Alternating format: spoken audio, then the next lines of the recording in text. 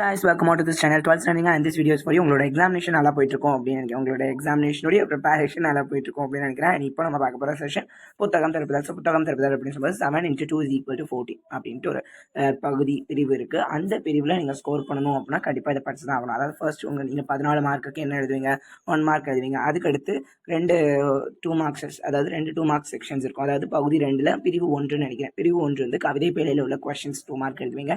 அதே மாதிரி உரைநடையில் உள்ள 2 மார்க்ஸ் எழுதுவீங்க. அதுக்கு அடுத்து எழுதுறது தான் இந்த இலக்கண பகுதி. இந்த இலக்கண பகுதியில் என்ன இருக்கும் அதிகப்படியாக அப்படின்னா, புக்குக்கு பின்னாடி இருக்கிற சின்ன சின்ன விஷயங்கள் ஒரு 5 நீங்கள் எழுதுகிற மாதிரி இருக்கும். அதுக்கு அடுத்து 6வது புணர்ச்சி விதி, 7வது வகுப்பத ஒரு இலக்கணம், 8வது இலக்கண குறிப்பு, 9வது கலை சொல்லாக்கம், 10வது ஏதோ ஒரு டெஃபினேஷன் மாதிரி இருக்கும். அதாவது எழுதுகிற மாதிரி இருக்கும். இலக்கணத்துலேருந்து கேட்கப்படுற ஒரு வினாவாக இருக்கும். ஸோ அதுலேருந்து கேட்கறதுல ஒவ்வொரு வினாக்களையும் நான் இங்கே மொத்தம் 12, இந்த 12 படித்தாலே போதும். கண்டிப்பாக உங்களால் அந்த 5ஐயும் என்ன பண்ண முடியும் அப்படின்னா எழுத முடியும். ஓகே, ஸோ அந்த 12ஐயும் நம்ம பார்த்தலாம். இந்த வீடியோ மூலியமாகவே உங்களுக்கு அவ்வளோ ஈஸியாக புரிஞ்சிருக்கும். இதை வீடியோ பார்க்கும்போது நீங்கள் படிச்சிட்டிங்க, பார்த்துட்டீங்க, தெரிஞ்சுக்கிட்டீங்க அப்படின்னாலே போதும், அழகாக ஸ்கோர் பண்ணிடலாம். ஸோ ஈஸியாக நான் சொல்லிடுறேன். அண்ட் எனக்கு தெரிஞ்சதை நான் உங்களுக்கு அவ்வளோ ஈஸியாக நான் சொல்லித்தரேன். அண்ட் ஓமை தொடர்களை சொற்றொடரில் அமைத்தார்கள். ஸோ ஓமை தொடர்கள் கொடுத்துருக்காங்க. ஓமை தொடர்கள்லாம் என்ன போல, அதாவது இது இந்த மாதிரி இருந்துச்சு தெரியுமா அப்படின்னு சொல்கிறது தெரியுமா. அதே மாதிரி தான் இந்த தாமரை இலை நீர் போல, தாமரையில் இருக்கிற நீர் போல அப்படிங்கிற மாதிரி கம்பேரிசன் சொல்லி போல அப்படின்னு இருந்த வார்த்தை வந்துச்சுனாலே அது ஓமை தொடர்கள். அப்போ இந்த ஓமை தொடர்களை வச்சு பார்க்கலாம். நம்மளுக்கு இங்கே கொடுத்துருக்க ஓமை தொடர்களை வச்சு என்னதை பார்க்கணும், சொற்றொடரை உருவாக்கணும், சென்டென்ஸ் மேக் பண்ணணும். தாமரை இலை நீர் போல, கிணற்று தவளை போல, எரியும் புளியும் போல, பூனையும் போல, அச்சாணி இலை போல, அச்சாணி இல்லாத தேர் போல, உள்ளங்கை கனி நெல்லிக்கனி போல அப்படின்ட்டு கொடுத்துருக்காங்க. இது எல்லாத்துக்கும் நம்ம சென்டென்ஸ் மேக் பண்ணணும். அண்ட் ஈஸியாக சென்டென்ஸ் மேக் பண்ணலாம். ஃபர்ஸ்ட் கொஸ்டின் தாமரை இளைநீர் போல அப்படின்னு சொல்லியிருக்காங்க. அதுக்கு எக்ஸாம்பிள் எழுதுனா நீங்கள் படிங்க, ஒரு 3 டைம்ஸ் படிங்களேன், அழகாக புரிஞ்சுக்கிடுவீங்க. அதுக்கடுத்து அங்கே போய் எழுதும்போது இந்த இதை எழுதிக்கலாம். அண்ட் அண்டர்லைன் பண்ணுங்க எங்கே அந்த சென்டென்ஸில் நான் நீங்கள் கொடுத்துருக்க வார்த்தையை நான் எழுதியிருக்கேன் அப்படிங்கிறது நீங்கள் சென்டென்ஸில் காமிக்கும் பொழுது ரொம்ப ஈஸியாக உங்களுக்கு மார்க்ஸ் போட்டுருவாங்க. அண்ட் ஃபர்ஸ்ட் தாமரை இளநீர் போல, அதாவது தாமரையில் வந்து மேலே கோட்டிங்ஸ் இருக்குங்க. அந்த கோட்டிங் மேலே அதில் தண்ணி பட்டாலே சொட்டு சொட்டா தெரியும். சரியா, அப்போ அதுக்கு எக்ஸாம்பிள் சொன்னோம். அப்போ பட்டும் படாமலும் அப்படிங்கிறது அதோடைய அர்த்தம். சரியா, ஈடுபாடு இல்லாமலும் இருத்தல், இதுதான் அதோடைய அர்த்தம். ஸோ இந்த அர்த்தம் எழுதணும் அப்படிங்கிறது தேவையில்லை, சென்டென்ஸ் மட்டும் எழுதினாலே போதும். பட்டும் படாமல் பேசுகிறான் பாரு அப்படின்னு நம்ம தமிழில் நம்ம பேசும்போது சொல்லுவோம். அதே மாதிரி தான், அதாவது சொல்லிடுறது ஆனால் சொல்லாத மாதிரி, அதுதான் இங்கே சொல்கிறோம். இது உலக ஆசைகளின் மீது தாமரை இளநீர் போல பற்று இல்லாமல் இருத்தல் வேண்டும். இந்த உலகத்தில் ஆசைகளுடைய மேலே நம்ம இந்த மாதிரி இருக்கணும் அப்படின்னு நான் சொல்லிட்டு அதோட ஈஸியாக நீங்கள் சென்டென்ஸ் மேக் பண்ணணும். உங்களுக்கு தெரியும் அப்படின்னா நீங்கள் சென்டென்ஸ் மேக் பண்ணலாம். அதெல்லாம் ரொம்ப தப்பில்லை, இதெல்லாம் என்கரேஜ் பண்ணுற ஒரு விஷயம் தான். அதுக்கடுத்து 2வது கிணற்று தவளை போல. ஸோ கிணற்று தவளை போல அப்படின்னா ஒரு தவளை கிணற்றுல இருக்குன்னா அதை விட்டு வெளியவே வராது. அது அந்த கிணறு மட்டும் தான் தெரியும், அதை தாண்டி அதுக்கு வெளி உலகமே தெரியாது. அதுதான் இங்கே வெளி உலகம் தெரியாத நிலை அப்படின்ட்டு அதோடைய அர்த்தம். ஸோ எதுக்காக நீங்கள் அர்த்தம் சொல்கிறேன்னா, நீங்கள் அர்த்தம் தெரிஞ்சுக்கிட்டீங்கன்னா உங்களால் சென்டென்ஸ் மேக் பண்ண முடியும்ல எக்ஸாமில். அதுக்காக தான் அர்த்தம் தெரிஞ்சுக்கோங்க. இன்னும் சில கிராம மக்கள் கிணற்று தவளை போல, அதாவது கிராமத்து மக்கள் வந்து அவ்வளோவா டெக்னாலஜி பார்க்கமோ அல்லது ஏதோ ஒரு சொசைட்டி டெவலப்மெண்ட் அந்த மாதிரி விஷயங்கள்ல அவங்க இருக்க மாட்டாங்க. அவங்க இன்னும் சில கிராமத்தில் நிறைய பேர் இந்த மாதிரி கிணற்று தவளை மாதிரி வாழ்கிறாங்க அப்படின்னு இங்கே சென்டென்ஸ் சொல்லியிருக்காங்க. ஸோ எலியும் பூனையும் போல, எலியும் பூனைனா எலியும் பூனையும் ஒன்றுக்கு எனிமி, எதிரிகள். அதே மாதிரி எதிராக அப்படின்னு, அப்போ அண்ணனும் தம்பியும் சண்டை போட்டாங்க, எலியும் பூனையும் போல அப்படின்னு சொல்கிறோம். அதே தான் இங்கே ரகுவும் ரவியும் எலியும் பூனையும் போல சண்டையிட்டு கொண்டனர் அப்படின்னு சொல்லலாம். அச்சாணி இல்லாத தேர் போல, அச்சாணி இல்லாத தேர் போலனா ஒரு தேருக்கு முக்கியமானது அந்த அச்சாணி தான். அப்போ அந்த அச்சாணியே இல்லைன்னா தேர் எப்படி ஓடும், அதுதான். அதாவது அந்த குடும்பத்தில் ஒரு தலைவர் இருக்காருன்னா அவர் தான் அந்த குடும்பத்துக்காக சம்பாதிக்கிறது, அந்த குடும்பத்துக்காக பணம் கொடுக்குறது, அதெல்லாம் இருக்கும். அதனால சரியான வழிகாட்டின்னு சொல்லியிருக்காங்க. நான் சொன்னதே எழுதிக்கலாம். குடும்ப தலைவன் இல்லாத வீடு அச்சாணி இல்லாத தேர் போல அப்படின்னு சொல்லியிருக்காங்க. உள்ளங்கை நெல்லிக்கனி போல, உள்ளங்கை நெல்லிக்கனி போல அப்படின்னா நம்ம சொல்லுவோம் தெரியுமா, என்ன சொல்லுவோம், ஃபிங்கர் டிப்ஸில் இருக்குது நான் படிச்சதெல்லாம். அதே மாதிரி தான் இங்கே நெல்லிக்கனி அப்படிங்கிறது அந்த நெல்லிக்கனியை உள்ள கைக்குள்ளே மடக்கி வச்சிருக்கான். அப்போ அவ்வளோகான கத்து கை திறமையில வச்சிருக்கான் அப்படிங்கிறது தான் இங்கே வெளிப்படையாக தெளிவாக தமிழாசிரியர் கற்பித்த புணர்ச்சி இலக்கணம் எங்களுக்கு உள்ளங்கை நெல்லிக்கனி போல தெளிவாக இலங்கியது. அவர் சொன்னது அவ்வளோ அழகாக எனக்கு புரிஞ்சுது அப்படிங்கிறதுக்கு நெல்லிக்கனி போல அப்படின்னு சொல்லியிருக்காங்க. ஸோ புரிஞ்சிருக்கும்னு நினைக்கிறேன். புரிஞ்சிருச்சு அப்படின்னா கண்டிப்பாக நீங்கள் கீழே கமெண்ட் பாக்ஸில் நான் இதை முடிச்சிட்டேன் அப்படின்னு நீங்கள் சொல்லுங்கள். அண்ட் 2வது மயங்குழி சொற்களை ஒரே தொடரில் அமைத்தது. மயங்குழி சொற்களை ஒரே தொடரில் அமைக்க அப்படிங்கும். மயங்குழி அப்படின்னாலே ஹோமோஃபோன்ஸ் அப்படின்னு சொல்லாமல், ஹோமோஃபோன்ஸ் தான், ஒரே மாதிரி இருக்கும் பட் வேற வேற அர்த்தம், அல்லது வேற வேற விஷயங்கள் ஆனால் ஒரே மாதிரி சவுண்டு இருக்கும், but same sound but different meaning அப்படின்னு சொல்லலாம். சரியா, தலை இங்கே இந்த லே இருக்குது, இங்கே இந்த லே இருக்குது, இங்கே மகர லே இருக்குது, இங்கே குண்டு லே இருக்குது, இங்கே லேவ இருக்குது. இந்த 3 லேக்கான டிஃப்ரென்ஸுக்காக தான் இருக்கணும். இதெல்லாம் குழப்பாமல் நீங்கள் படிச்சிங்கன்னா ஈஸியாக இருக்கும். கலை கழை கழை, அழை அலை அழை, அதுக்கடுத்து விழை விழை விலை அப்படின்ட்டு 3 இது எல்லாமே இருக்குது. இதோடைய சவுண்ட் வச்சு நீங்கள் அழகாகவே கொஞ்சம் புரிஞ்சுக்கிட முடியும். ஃபர்ஸ்ட் விலை விலைக்கு என்ன சொல்லியிருக்காங்கன்னு பாருங்களேன். விலை அப்படின்னாலே நம்மளுக்கு தெரியும் ரூபாய் அப்படின்னு, விலைனா விலை விற்கிறது அப்படிங்கிறது நம்மளுக்கு தெரியும். அப்போ கார் பருவத்தில் தானியங்கள் நன்றாக விளைந்தால், கார் காலத்தில் தானியம் நல்லா விளைஞ்சிச்சுன்னா தானியங்களின் விலை குறையாமல் இருக்க ஏற்றுமதி நிறுவனத்துடன் ஒப்பந்தம் செய்து கொள்ள விளைவதாக, அதாவது இருக்கிறதா அரசு இது பண்ண போகிறாங்க அப்படிங்கிறதா விளைவதாக அப்படின்னு இங்கே பயன்படுத்தியிருக்காங்க. தலை தலை தலை இது ரொம்ப முக்கியமான கொஸ்டின். ஆட்டிற்கு தலை திருட போன இடத்தில், தலை அப்படின்னா இலை அப்படின்னு அர்த்தம், தலை அப்படின்னா இலை அப்படின்னு அர்த்தம். அண்ட் அதை திருட போன இடத்துல மரத்தின் தலை தட்டி, தலை அப்படின்னா கொப்பு அப்படின்னு சொல்லலாம், அதாவது அதோடைய மேல் பக்கம் தட்டி தோட்டக்காரன் மரத்தில் அவனுடைய தலை தட்டி, அவனுடைய தலை அந்த மரத்துக்கு மேலே உள்ள கிளையில பட்டு தட்டி விழுந்து தோட்டக்காரன் தலையிட்டு ஊர் தலைவரிடம் தலையிட்டு, அதாவது அதில் தலையிட்டான் அப்படின்னு சொல்லிட்டு விழுந்ததனை தோட்டக்காரன் தலையிட்டு ஊர் தலைவரிடம் என்ன பண்ணா அதை பற்றி சொன்னான் அப்படின்னு சொல்லியிருக்காங்க. கலை கலை கலை. ஸோ கலை அப்படின்னா விழா அப்படின்னு சொல்லலாம். அண்ட் இங்கே இன்னொன்று கலை அப்படிங்கிறது மூங்கில், இன்னொன்று கலை அப்படின்னு 3 கொடுத்துருக்காங்க. கலை காட்டில் தீ பிடித்ததால் கலைகளுடன் கலைமான்களும் என்ன ஆச்சு, செத்து மடிந்தனர், அந்த தீயில மாட்டிக்கிட்டாங்க. அப்போ கலைனா மூங்கில் காடு. ஸோ மூங்கில் காட்டில் தீ பிடிச்சனால கலைகளுடன், கலைனா அங்கே குச்சிகள், அது கூட அந்த குச்சி அது கூட கலைமான்களும் செத்துட்டு அப்படின்னு சொல்றாங்க. அலை அலை அலை.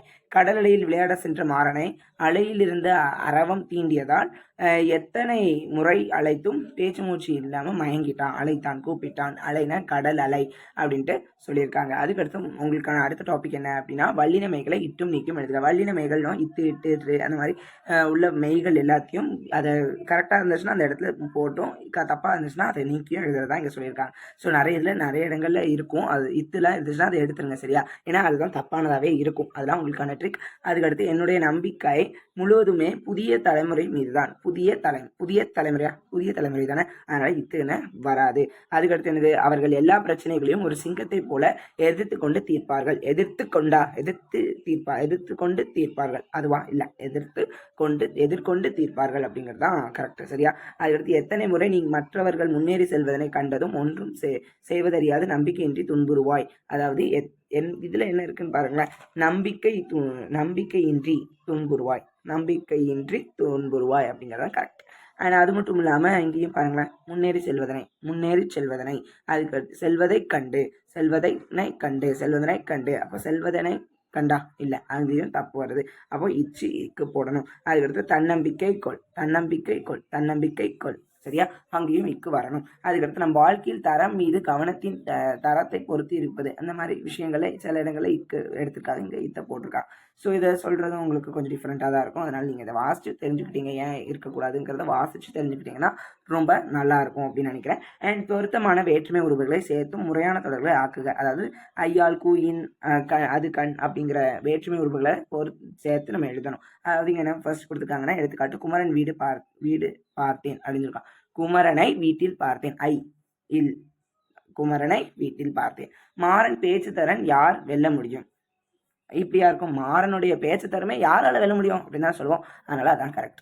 போட்டி வெற்றி பெற்றது, கலைச்செல்வி பாராட்டுகள் குவிந்தன. இது எல்லாமே துண்டா இருக்காது, இணைக்கிறதுக்கு வேற்றுமை உருவம் என்ன பயன்படுத்துறோம். போட்டியில் வெற்றி பெற்றதற்காக கலைச்செல்விக்கு பாராட்டுக்கள் குவிந்தன. அதுக்கடுத்து காலை எழுந்து படித்து நமக்கு நன்மை ஏற்படும். காலையில் எழுந்து படித்தால் நமக்கு நன்மை உண்டாகும் சரியா, இதெல்லாம் கரெக்ட். அனைவர் அன்பு அழைத்தவன் துன்பம் தர யார் மனம் வரும் அப்படின்னு கொடுத்துருக்காங்க. அனைவரையும் அன்புடன் அழைத்தவனுக்கு துன்பம் தர யாருக்கு மனம் வரும் அப்படின்னு அர்த்தம். சான்றோர் மதிப்பு கொடுத்து வாழ்வு உயரலாம், சான்றோருக்கு மதிப்பு கொடுத்து வாழ்ந்தால் உயரலாம். இதுதான் இங்க விஷயம். நீங்க ரீட் பண்ணாலே அழகா உங்களுக்கு என்ன பண்ணிடும் அப்படின்னா தெரிஞ்சிடும். அதுக்கடுத்து தொடர் உள்ள பிள்ளைகளை நீக்கிறது, அதில் உள்ள தப்பானதை நீக்க சொல்லியிருக்காங்க. மாநிலம்க்கு இந்த நீயா வரும், இல்லை இந்த நீ வரும். இந்த ஆண்டு வறட்சி, இதெல்லாம் அவ்வளோவா வராது, பட் பார்த்துக்கோங்க. உங்கள் ஊரில் ஏன்னா புக் பேக்ல இருந்தாங்க கேட்குறாங்க, அப்போ எதுக்கு நம்ம திணறணும், ஏன்னா புதுசாக கேட்டாங்கன்னா அது உங்கள் தப்பு இல்லை, புக்லேருந்து தான் கேட்டிருந்தாங்கன்னா அது உங்கள் தப்பு தாங்க, நீங்கள் அதை பார்க்கலன்னா. ஸோ அதனால தான் நான் உங்களை இதை பாருங்க அப்படின்னு சொல்கிறேன், மற்றபடி எதுவுமே இல்லை. ரங்கன் வெங்கல பாத்திரக்கடை வைத்திருக்கிறார். அரங்கன் வெங்கல பாத்திரக்கடை வைத்திருக்கிறார். மானம் பார்த்த பூமியா இல்லை, வானம் பார்த்த பூமி. அதுக்கடுத்து ஐப்பசி அடைமலையில் ஊருணி நிறைந்திருந்தது. ஊருணி அப்படின்னா அந்த ஊருணியில் 3 சுழி நீ போடணும் சரியா. இன்னைக்கு சாயங்காலம் கபடி போட்டி நடைபெறும். இன்று மாலை கபடி போட்டி நடைபெறும். இதெல்லாமே பிழைகள். அதெல்லாம் பொறுத்து பேச்சு வழக்க எழுத்து வழக்காக மாற்றுக. ரொம்ப முக்கியமானது, இதை கேட்டிருக்காங்க. ஸோ அதனால பார்க்கலாம். நிலத்தை கிளறணும்டா, அப்பந்தான் வயிறு நிறையும் அப்படின்னு சொல்லியிருக்காங்க. அதை எழுத்தா மாற்றணும். அதாவது தமிழ் எழுத்து வடிவத்துக்கு கொண்டு வரணும். நிலத்தை உழுதாதான், கிளறினால உழுதா, வகுறு இல்லை வயிறு நிறையும் அப்படிங்கிறது அப்படியே தான். அன்னைக்கு அவனுக்கு பணம் கொடுத்து உதவி இருக்க வேண்டியதானே அப்படின்னு சொல்றோம். அந்த அன்னைக்கு அப்படின்னு சொல்ல மாட்டோம், அன்று. அவனுக்கு கரெக்டு தான். பணம் கரெக்ட் தான். கொடுத்து அப்படிங்கிறத கொடுத்து அப்படின்னு மாற்றணும். உதவி இருக்க வேண்டியதானே, உதவி. வேண்டியதானே அப்படின்னா வேண்டியதுதான் அப்படின்ட்டு சொல்லியிருக்காரு. ஊட்டாண்ட விளையாண்ட குழந்தைய அப்பா எங்க இஸ்துக்குன்னு போனாரு அப்படின்னு சொல்லியிருக்காங்க. அப்போ வீட்டுக்கு அருகில், அதாவது வீட்டாண்ட அப்படின்னா வீட்டை சுற்றி. அப்போ வீட்டுக்கு அருகில் விளையாடி கொண்டிருந்த குழந்தைய அப்பா எங்க அழைத்து கொண்டு போனார், அதாவது இழுத்துக்கிட்டு போனாரு அப்படிங்கிறத அழைத்து கொண்டு போனார் அப்படின்னு சொல்லியிருக்காங்க. பிள்ளைக்கு உடம்பு சரியில்லை, 3 நாளாக சிரமப்படுது. சிரமம் அப்படின்னா கஷ்டம் அப்படி, அல்லது இங்கே துன்பம் அப்படின்னு சொல்லலாம். அப்போ குழந்தைக்கு அல்லது பிள்ளைக்கு உடல்நிலை சரியில்லை அப்படிங்கிறது உடம்பு சரியில்லைங்கிறத உடல்நிலை சரியில்லை, 3 நாட்களாக துன்பப்படுகிறது அப்படின்னு சொல்லியிருக்காங்க. ரவைக்கு சித்தப்பன காவலுக்கு, ராவுக்கு சித்தப்பன காவலுக்கு போக சொல் அப்படின்னு சொல்றாங்க. அப்போ இரவு சித்தப்பாவை காவலுக்கு போக சொல் அப்படிங்கிறது அதோடைய கரெக்டான சென்டென்ஸ்க்கான அர்த்தம். அதுக்கடுத்து நம்ம பார்க்க போகிறது கீழ்காணும் பகுதியை படித்து பிறமொழி சொற்களை கண்டெடுத்து எழுதுக. ஸோ அதாவது இங்கே என்ன சொல்லியிருக்காங்கன்னா, சாரி, நான் தப்பாக கொஸ்டின் கொடுத்துட்டேன். இதுக்கான கொஸ்டின் என்ன, கீழ்காணும் தொடரில் அடைப்புக்குள் உள்ள பெயர் சொற்களை தொடருக்கு ஏற்றவாறு மாற்றி எழுதுக. அதாவது இங்கே உங்களுக்கு கொடுத்துருப்பாங்க ஒரு விஷயம், அந்த ஹிண்ட்டை நம்ம அதுக்கு ஏற்ற மாதிரி நம்ம தான் மாற்றணும். இப்போ கபிலன் திறமையானவர் என்று குமரன் தெரியும் அப்படின்னு எழுதும். குமரனுக்கு தெரியும், அவன் திறமையானவன் குமரனுக்கு தெரியும், அதனால குமரனுக்கு அப்படிங்கிறத போட்டிருக்கோம். அதுக்கடுத்து நேற்று முதல் அணை நீர்மட்டம் உயர்ந்து வருகிறது. அப்போ அணை நீர்மட்டம், அணையின் அதோட நீர்மட்டம் உயர்ந்துட்டு வருது அப்படிங்கிறத கரெக்டான ஆன்சர். அதுக்கடுத்து உங்களுக்கு யார் நன்மை என நினைக்கிறீர்கள். உங்களுக்கு யாரால் நன்மை அப்படிங்கிறத அர்த்தம். யார் நன்மை இல்லை, யாருக்கு நன்மை என நினைக்கிறீர்கள். உங்களுக்கு யாருக்கு நன்மைன்னு சொல்லலாம், இல்லை யாரால் நன்மை அப்படின்னு சொல்லலாம். முருகன் வேகம் சென்றும் பேருந்தை பிடிக்க வேகமாக சென்றும், அவன் ஃபாஸ்ட்டாக போய் அவனால் பிடிக்க முடியல, அதனால தான் வேகமாக அப்படின்னு சொல்லலாம். நம்முடைய தேவை அளவு குறைந்தால் நம்முடைய தேவையின் அப்படின்னு சொல்லலாம். தேவையின் அப்படிங்கிறத கரெக்டானதும். ஸோ அதுக்கடுத்து பொருள் வேறுபாடு, அதாவது ஒன்றுக்கும் ஆனால் அர்த்தம் மாறும், அதை வச்சு எழுதணும். ஸோ அதை அங்கே பார்த்தோம்ல, அதே மாதிரி தான். கலை அதே மாதிரி தான் இங்கே புல் உலை கான் ஊன் திண்மை. இதோடைய அர்த்தம் தெரிஞ்சாலே போதும், சரியா. புல் அப்படின்னு சொல்லும்போது புல் தரையில் புல்கள் கூட்டம் அமர்ந்தன. புல் அப்படிங்கப்போ இது சிங்குலர், அதாவது ஒருமை.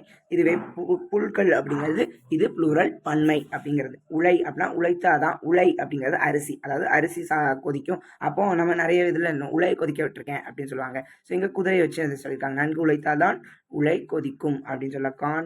கானகத்தில் வாழும் விலங்குகளை காண்பது மிகவும் மகிழ்ச்சி தரக்கூடியது.